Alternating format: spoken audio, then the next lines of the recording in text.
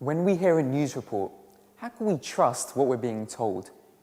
Has the media become too caught up on selling reports rather than being factual and reliable? And specifically when reporting on Islam, can we go as far as to say that the Western media is actually biased against the religion? Join me for real stories, real issues, real views. This is Real Talk.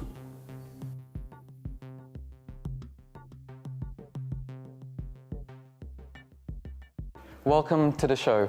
I'm your host Ghalib Khan, and on today's Real Talk, we're discussing the media and its impact on society. Now, with more newspapers than ever, internet, blogging, and also the birth of 24-hour news channels, we're going to be discussing what role this has on society today. How can we trust everything that we're being told, and is it totally accurate? Well, to answer these questions, we have an expert panel with us today.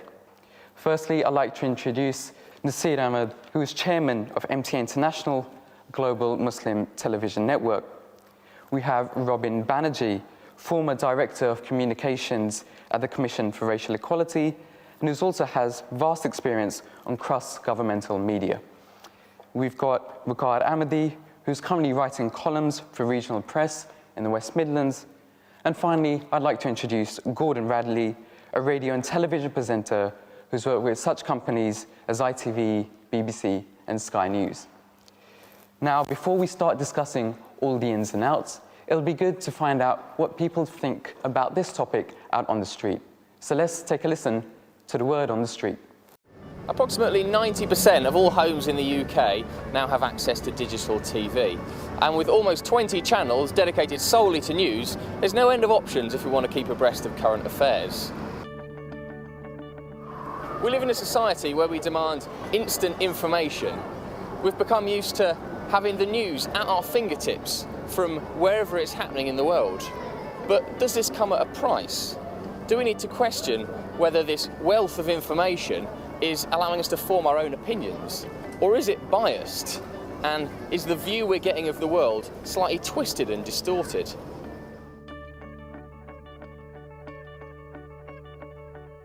From breaking news stories to daily summaries, the news broadcasters cover a huge range of topics.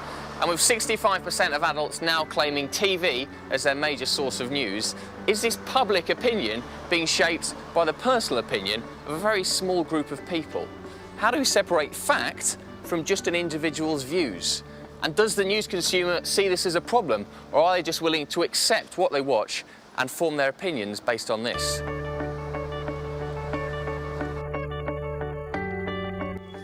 So today I'm going to find out what the public think about this, find out what impact the news has on them and how important they think it is when forming their opinions on today's society. I think teenagers get a lot of bad press, people think of us as bad people, but we're not really.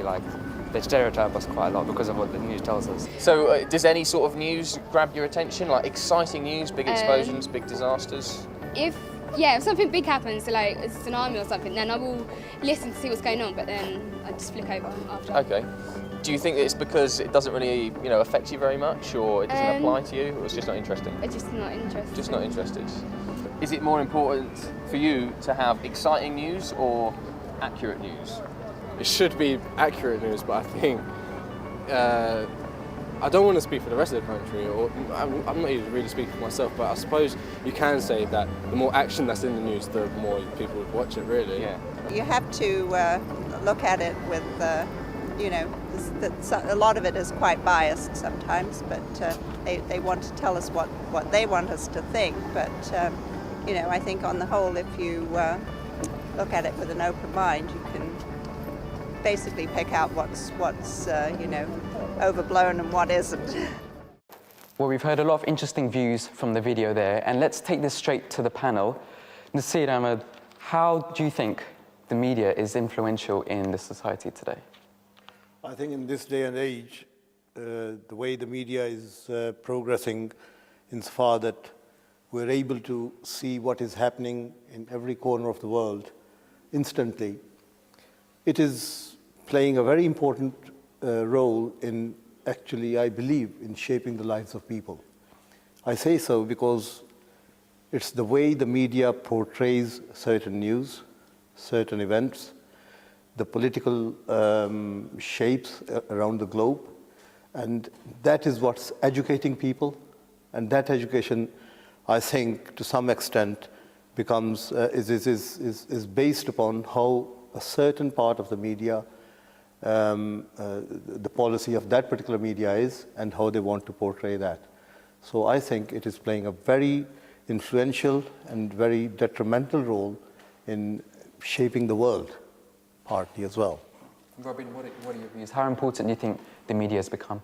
Well, I think the media are very important in the sense that there are now so many sources of news, the internet, YouTube, blogs, 24-hour news channels, that the public rely on journalists, and particularly their trusted commentators, to interpret the news, to try and help them understand what's happening in a very complicated world with a very complicated agenda. So particularly politics, for example, they rely on the political commentators to try and explain what is happening in politics, or what's happening in terms of in particularly world politics, why people are doing certain things. So it's very, very important for those journalists to get their interpretation right and to try and present a balanced point of view.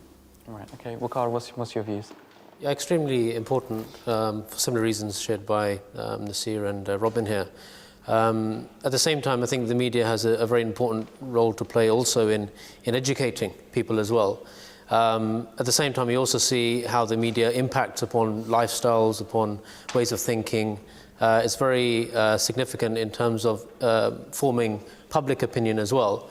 As somebody that's also involved in education, every day I see in school the ways in which all types of media, whether it's newspapers, magazines, iPods, the internet, mobile phones, how they shape people's lives, and to some degree almost control them as well. From, for example, what their views might be about a particular country or religious people, to what hairstyle they should have for that day. It just plays a very important role, generally. Gordon, would you agree with those? I agree very much with what the panellists have said. I think your report at the beginning of the programme said 65% of people get their information from television news. Now, television news used to, 9 o'clock news used to deliver, something like 9,000 people. 9 million people, I should say. It's more like 9,000 now. Sky News, domestically, their Sunrise programme only delivers something like 300,000 people, but we're still talking about lots of people. But there is a huge range, as Robin was saying, chances of people getting their news from different sources.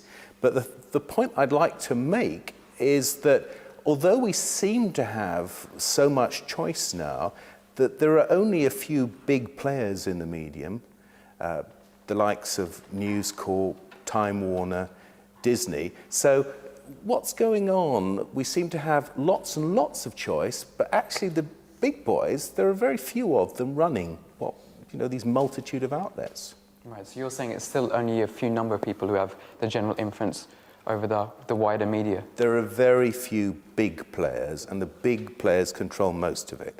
Although, perversely, there is a lot of choice when you go to the internet. Right. Okay, so why do you think that is the case at the moment? Why is the power still within such a small number of people? Well, there used to be lots of independent sources of news. Those have boiled down for economic reasons. I mean, for instance, in this country, ITV used to be very, very powerful. Regional news was important.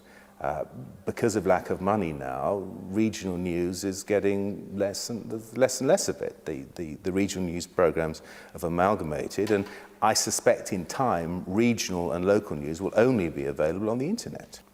If you look at Volkswagen cars, they own Bugatti, they own Skoda, they own Seat.